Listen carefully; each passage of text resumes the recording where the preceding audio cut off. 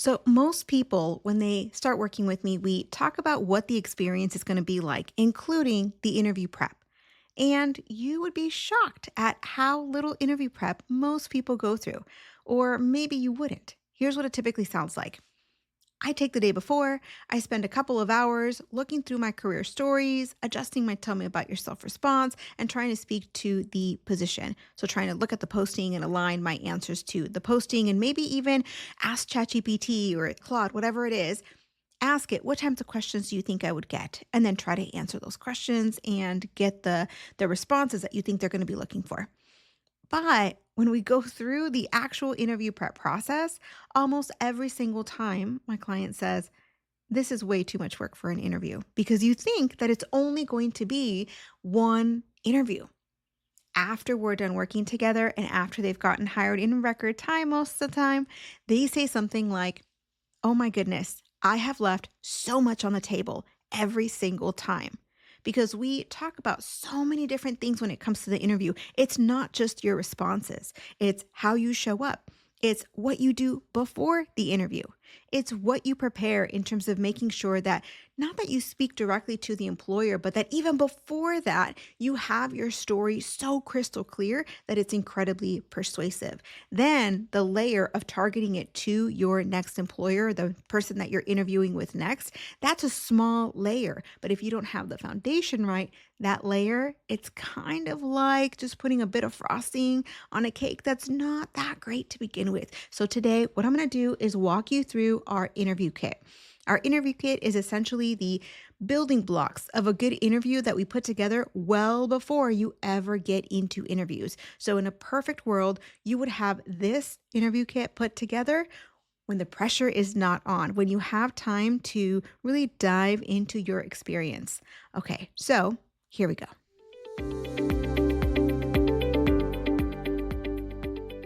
You're listening to the Uncommon Career Podcast, and my name is Patricia Ortega. I am your career coach, and one of the things that I really like to work on is on interview preparation.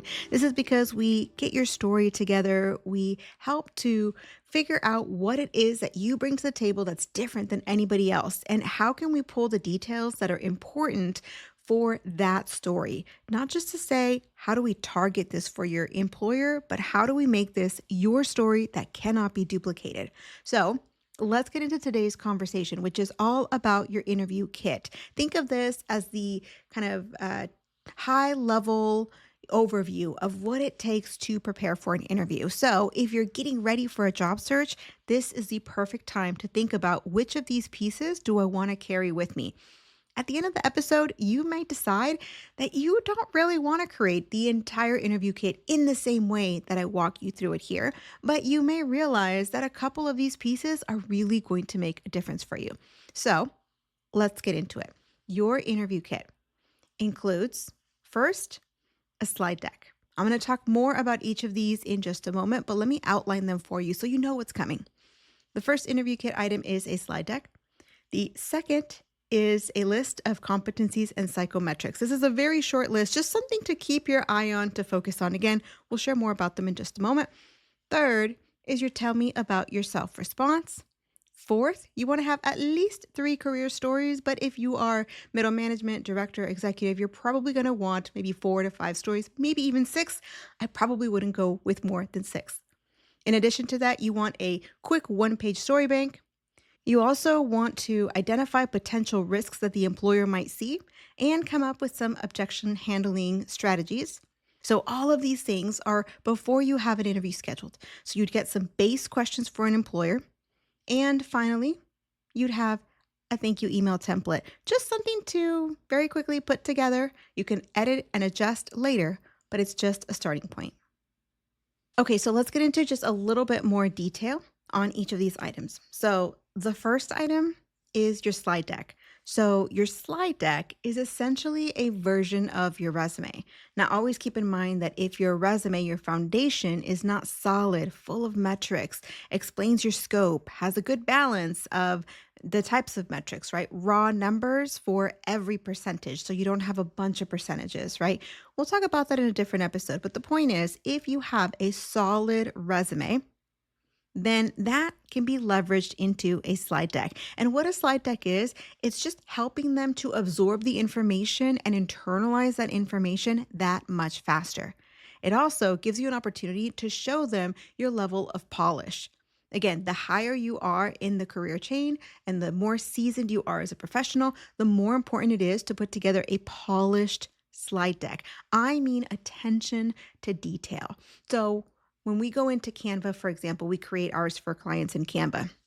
When we go into Canva, one of the things that I've noticed is it can be easy to have an image that's maybe off just a little bit. And again, this clearly applies not just to Canva, but to PowerPoint, to Google Slides, to all the ways that you can create a slide deck. But sometimes the image is a little bit off, or the colors aren't the same colors, or there could be a difference in font or in placement of the title between one slide and another.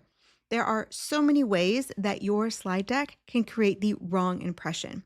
The visual layout of it, making it consistent, making it clean, making it void of too many curly cues and graphics and all of those pieces. You want to remove those. You want to keep think of like Apple or Nike, how simple, right? Just 3 colors maximum. Keep a lot of white space.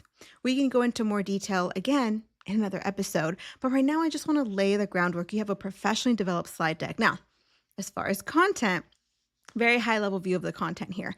What you're doing is you are anticipating not just their desires and what they want from this position, but you're also anticipating any questions they might have, any doubts they might have.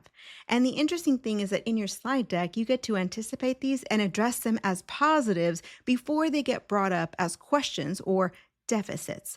So that's part of what you do in the slide deck. And really, you're looking to send in a maybe 5-slide slide deck before your interview. And you're looking at having a title page, a thank you page, and in between, you're looking at about 3 slides of really easy information. The biggest mistake you can make if you submit a slide deck is to have too much information because you're trying to cram everything into 3 slides. This is where it's so important to make high-level strategic decisions as to what is the most important aspect of your career that they need to know in order to make the decision to call you into the next interview. Okay. Now, the job of the slide deck, the reason we're putting the slide deck together in your interview kit is because you are going to send this to the recruiter, or if you have the contact info, you're going to send it to the hiring leader. Let's say you don't have it. You're going to send it to the recruiter and say, hey, Amy, this slide deck I'm just sending it ahead for the hiring leader ahead of my interview this morning, or ahead of my interview this afternoon. So you're going to schedule this the night before or a couple days before. You want to schedule this email so you're not kind of, feeling rushed sending it in the morning. But you want to schedule that email with the slide deck, just a couple of slides at like 5, 6 in the morning. So it's at the top of their inbox, that it's not rushing you to get up in the morning and send that slide deck out. What that does is a couple different things. The first thing is that slide deck gives you extra confidence. Why? Because the hiring leader or the committee, and maybe even the recruiter, is going to say, wow, this is something different. We haven't seen this sometimes from any candidate, sometimes from very, very, very few candidates. Most of the time, I've heard people say, I've never seen someone submit this. So it just depends what industry you're in and whether or not that's common. For most people, they haven't really seen too many slide decks, so it's a helpful bonus. Now, when people say, oh my goodness, no one's ever sent this in, this is so sharp, because you made it look perfect, right? If we are putting together something that looks sloppy, it's better to not send it because it's going to give an impression. The point is that if you're going to submit a slide deck, make sure it is perfect. Okay, so again, you're going to send this in the morning.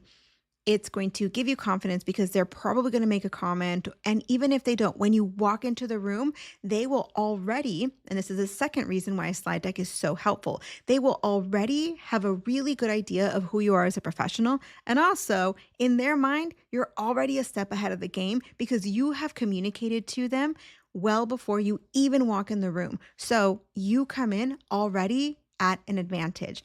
Now, the third reason why the slide deck is super helpful is because of the information in the slide deck. So, if done correctly, your slide deck will speak to them in a way that's kind of like saying, you answered questions like you read my mind. We haven't even spoken, but I can tell you already understand me. I can tell you already know what our team needs, and you're giving me exactly that. And that is what a leader wants. Whether it's an executive, a CEO, a middle manager, a director, they want the people that are on their team to know, hey, I'm just going to give you exactly the information you need to make a decision, and I'm not going to waste your time with details that are not essential. So, this is where your strategic thinking comes into play, and you want to narrow everything down to just 3 slides with not a lot of text in it. I would do about 3 points per slide. Maybe there's like an extra bullet or 2 per point, but not more than that. And also in your slide deck, I would vary maybe 1 or 2 slides that maybe are a little bit less dense, and maybe there's 1 slide that's a little bit more dense. There's a whole lot of work that goes into this because it is coming from the resume. So you have a solid resume, and that gets leveraged into your slide deck. But if you have your resume ready to go and you feel really confident about it and you want to put that slide deck together, this is what we're talking about. Okay, let's move on from the slide deck. This is going to go faster. The slide deck, the tell me about yourself, and the 3 career stories are the ones that we'll spend just a little bit more time on. Everything else is like a 5-minute job, okay? So the first one of those 5-minute jobs is the competencies and psychometrics. So essentially the easiest way to get this done, because this part is not crazy important, but it just helps you to get in the right mindset. What I want you to do is take the job posting. Maybe you have 3 job postings that reflect the same position you're targeting. You're going to pop those 3 job postings into any artificial intelligence engine, and you're essentially going to tell it that it is a master career coach. And it's also a hiring leader for those particular roles you're popping into the AI system. And what you want is for it to give you a list of competencies that the hiring leader is looking for, and a list of psychometrics. Now, sometimes these competencies and psychometrics overlap, and sometimes they don't. And again, we could do a whole entire episode on competencies and psychometrics, but the short of it is that a competency is a skill that you are building. A psychometric is a quality, a characteristic. Think of it as like a personality style in some sense, right? So competency would be project management. A psychometric, well, psychometrics really are a little bit different. There's more to it. I'm not going to get too into it here, but the point is that what you're looking for are what are the qualities in a candidate that are, in a sense, untrainable. Now, I think you can learn almost any skill, but if you're in sales, for example, a hiring leader is likely going to look for someone that is highly resilient, very confident, able to talk to anybody, right? So there's certain qualities that they believe, hey, this probably can't be taught in a short period of time. And so competencies and psychometrics. So you're going to get a long list from AI because that's what AI likes to do. It likes to give you everything under the sun and then ask you a question about, would you like this other giant list that you don't need?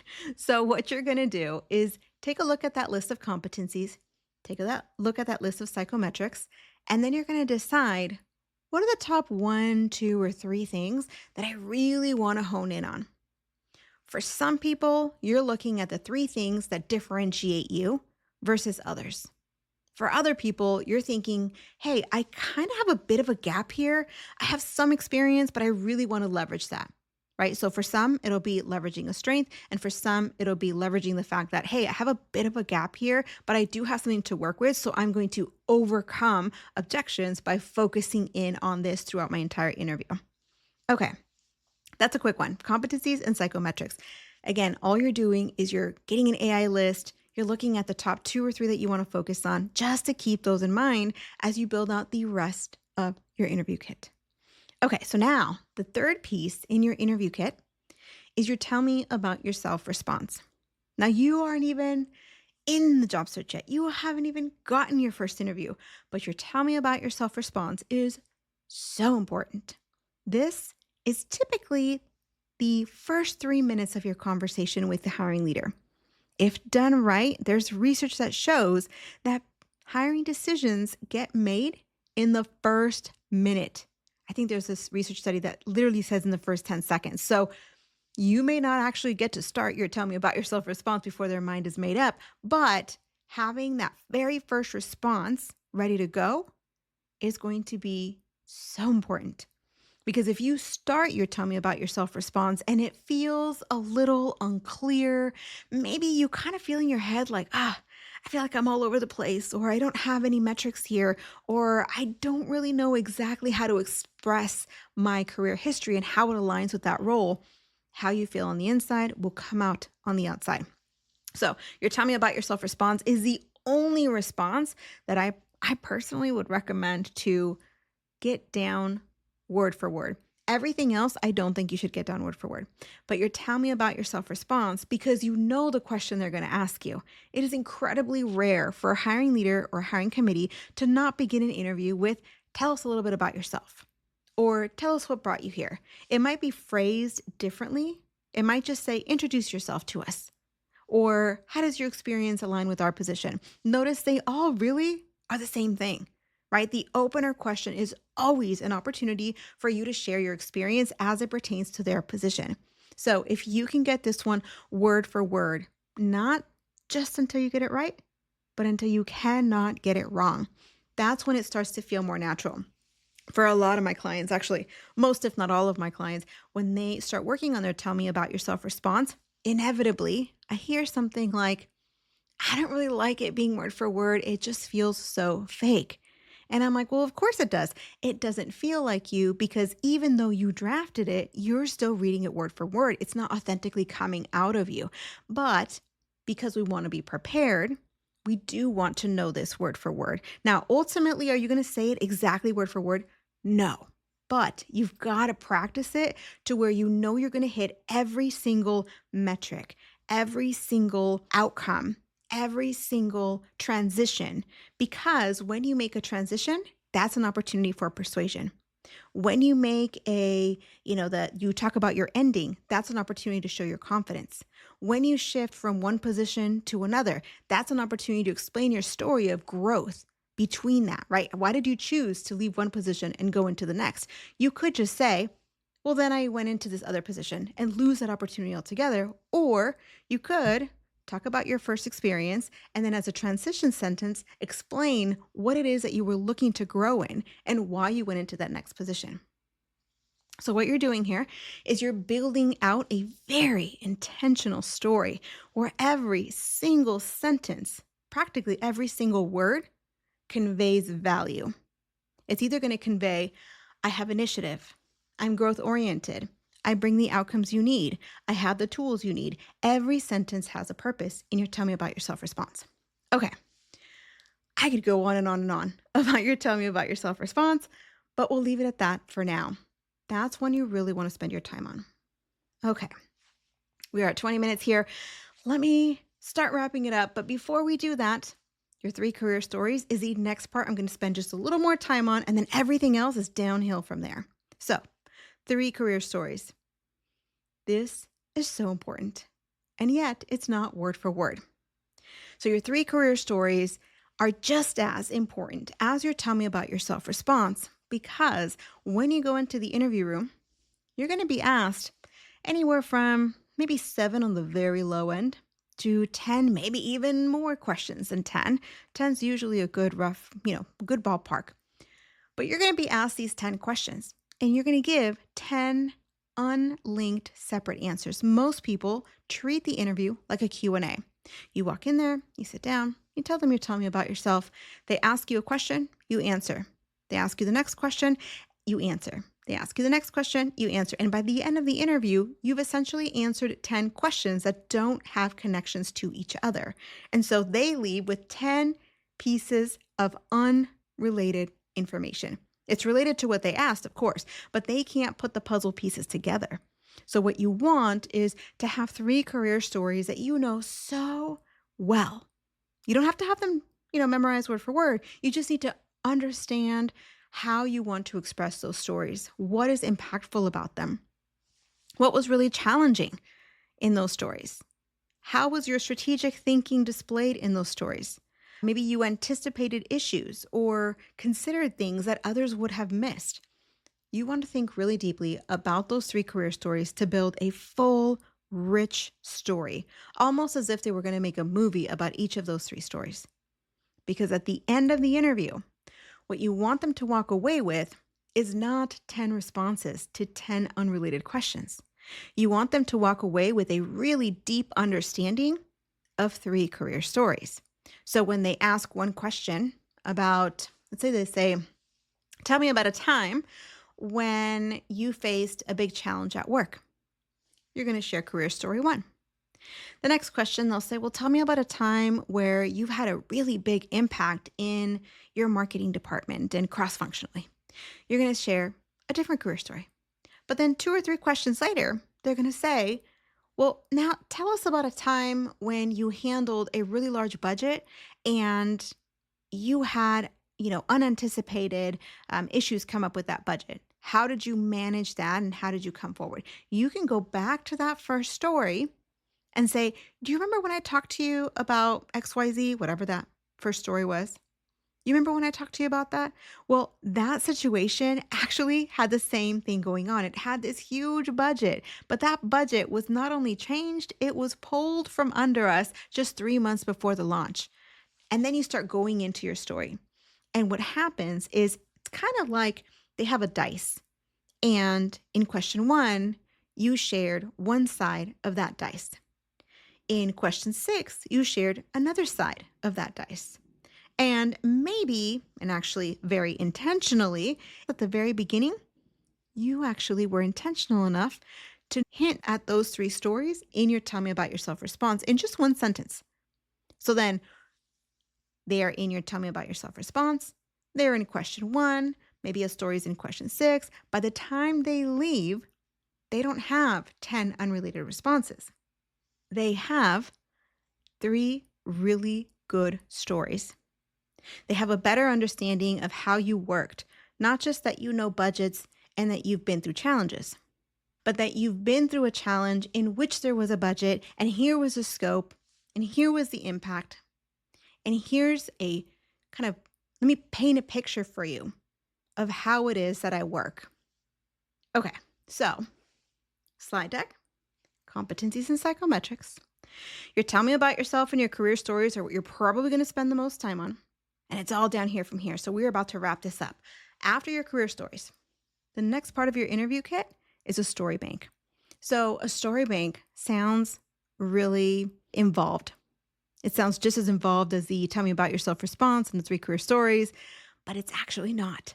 What you're doing is you're looking through your resume, you're jogging your memory, and you're just getting down a clean 1-pager of your career stories, and you're organizing them by rough category. So you're putting them into buckets. Maybe there is a bucket that really is around fiscal responsibility and budgetary management. Maybe another bucket is around leadership and change management. The point is that on this one page, you have a really at a glance way of looking at all your career stories. Now, why is this helpful? It's helpful because when you get an interview, and let's say it's the day before the interview, let's say it's even 30 minutes before the interview, you don't want too much information in your head. I had a client one time bring me, she said, I'm preparing for my interview and, I think I'm doing a really good job. And she was doing a fantastic job. However, here's the part that made it difficult for her. I said, okay, send me what you have and we will, optimize it and go from there. She sent me a list of 100 questions with answers to all 100. There is no way we can remember what our answers are to 100 questions. Now, I think that's a fantastic exercise to go through and say, how do I want to answer each of these questions? I think that's great preparation. But when you get into the interview, when the nerves kick in, when the pressure is on, it becomes too much to hold. But if you bring it down to a 1 page of stories that are categorized, right? So 1 page makes it easy, categorized makes it even easier. You can obviously review that every day before your interview, just so your hippocampus does the work of putting that into your long-term memory and you're familiar with it when you come into the interview. But you can also take it right into your interview and just have it in your portfolio. Take a quick look at it if you need to. If someone asks you a question and you're like, "Oh, that's a great question." You might take a quick peek and be like, "I have a list of stories here. Let me share this one with you." Okay, so slide deck, competencies and psychometrics. Tell me about yourself, 3 career stories, and your story bank. Now, the next one is objections or risks and objections handling. So every hiring leader has something that keeps them up at night and they become very stressed about hiring. I just saw a LinkedIn post, I think it was this morning, that talked about a recruiter that had made an offer, but that offer took a little bit longer than expected. So they made their offer, they negotiated, and they sent out the contract. They were about to get it signed. And everybody was excited, and the recruiter had told the hiring leader about the start date, and the hiring leader was making plans. And then the candidate sends a text message to the recruiter and says, "I'm so sorry. This is terrible timing, but my company has actually really made me an offer I can't refuse. They matched your salary and they've promoted me and, I'm going to have to turn down the offer. I still appreciate all the time that you've taken to interview me, but I'm going to have to pull out." That is an employer's worst nightmare. And even worse is going into a position and at the 90 days or even before the 90 days, somebody quits because it wasn't a good fit. Either they're bored and it's not challenging enough, it doesn't pay enough, so they continued looking, or it's too challenging and this candidate maybe made a great impression during the interview, but didn't really know exactly what they were answering questions about. Okay, so the reason I'm sharing this with you is because these kinds of issues keep employers up at night. And so they're always looking for those red flags. Are you going to be bored in this position? Do you know what you're doing? Like, truly know what you're doing? Can you make an impact in this position? Or was your previous environment just a, well-resourced environment?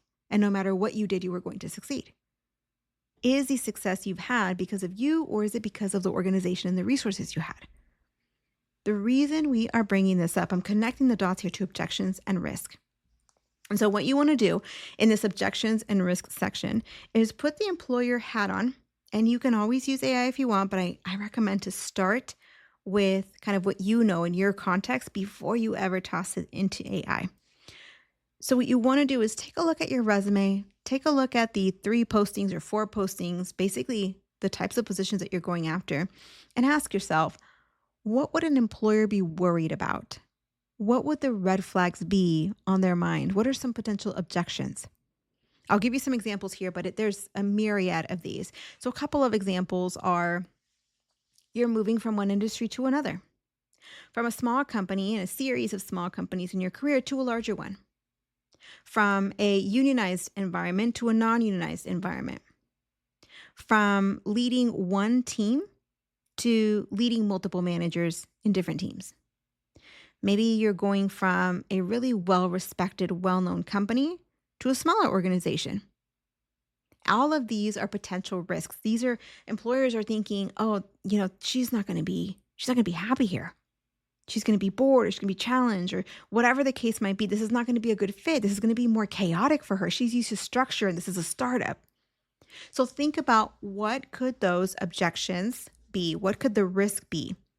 And then you want to use that information to decide how you want to counter that risk. And in a perfect world, you would counter that risk before it ever shows up as a question from the employer. Here's a couple ways that you can do it.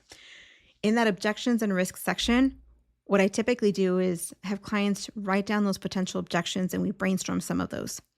Usually it's like 2 or 3, like at the core, it's like 2 or 3 things at most.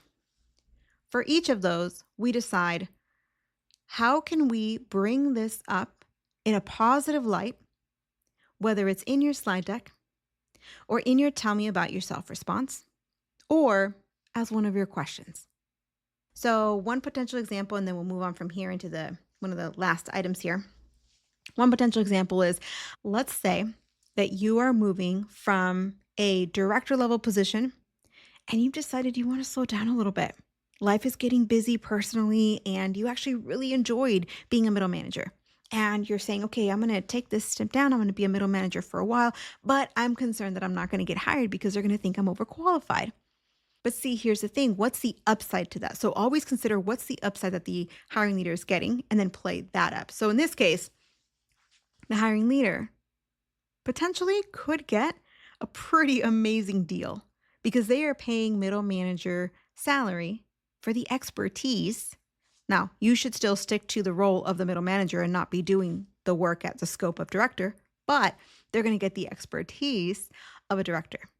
However, the things that are going to be on their mind are, is she going to be able to take direction from our director? The second thing, is she going to be bored? And the third thing, what's wrong? Right? When you get a deal that's too good, you're like, what's the catch? So think about those three things. And now, okay, in our tell me about yourself response, let's talk about why you're shifting. Maybe you're saying, I have been in a director position for the past 10 years. And one thing I've noticed is, I haven't gotten an opportunity to really see the ins and outs, the everyday, work of our team on the front lines. And I want to get back to that so that I can continue to learn. And I've really missed that opportunity. Whatever it is, that we usually spend time crafting this and figuring out what is true and genuine for you. If it's not genuine, it will not come across as genuine. But this is what you're doing. You're figuring out what are the obstacles and how can I express them before they come up. Another really quick obstacle before we move on here is maybe you have a gap. Maybe you're in human resources, but you are strong everywhere except for on the analytics side. What you can do is in your slide deck, for example, you can include one slide that says what I'm currently working on. And that could be a data analytics for HR course, or maybe your mid-certificate. So this is another way that you can fill the gap before it's noticed. Okay, let's move on now.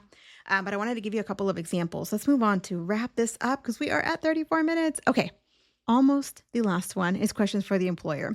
I'm not going to spend too much time here because we all know what these are. We're very familiar with these, but there's the typical question that can be asked of any environment, of any position, of any company. And those are great, but you want some base questions that are really specific to your environment, to the types of organizations that you are looking to get hired by, to your industry, to your role, to what's going on currently in the market or trends that you're seeing in your space. So think about some of those questions so that if you run late on time and maybe you haven't gotten a chance to research questions, your questions don't sound generic. They still sound like they're tuned in to their world. Okay. The last one, thank you email. That one's pretty self-explanatory. You want to put together 1 or 2 thank you email templates. Think of this as just you're anticipating the nerves at the end of the call. Here's the thing. If you've done really well in an interview, you might just want to go and celebrate right after the call. If you didn't do so hot though, you might be in your head. And it's so hard to write a positive and genuine email when your mind is telling you, I think I bombed, I think I bombed, I think I bombed. It's going to show up in your communication. So being able to write something when you're in a neutral state and being able to really think it through, right? If I just went on an interview, what do I want to share? I want to share something very specific from the interview. I want to thank them for their time. I want to let them know that I'm even more interested now than I was before, and here's why, using a specific piece of information I learned from the interview or after talking with so-and-so and so-and-so and inserting the names. Put together a couple different emails that really show your personality, your professionalism, your enthusiasm. And while these are templates, they show your real personality. And then, of course, it's going to be that much easier to pop in some details, review, edit, and send off. So then you can either go and celebrate or take a break because that was a grueling interview. So that's it. When I help clients prepare, we always put together an interview kit. It may sound like it takes a long time, but what really takes a long time is the tell me about yourself response and the 3 career stories. You want to spend several hours on that. And, time doesn't equal quality, right? So just because you spend several hours on it doesn't mean that it's going to turn out great. So you just want to be intentional about it. And however little or however long it takes, make sure you have 3 solid career stories that essentially they showcases and embodies the work that people are looking to do. A tell me about yourself response that sets the tone for the entire conversation and introduces your 3 career stories, and your slide deck, which is going to help to make an impression before your first impression in person. Okay. That's pretty much it. Slide deck, competencies and psychometrics. Tell me about yourself, 3 career stories, your story bank, objections and risk handling, questions for the employer, and thank you email templates. In the kit that I have for clients, I'd say 6, 7 out of these, 8, 9 items are like 5-minute items that you do once and then you don't have to worry about. And then the rest are pieces that you target a little bit from interview to interview.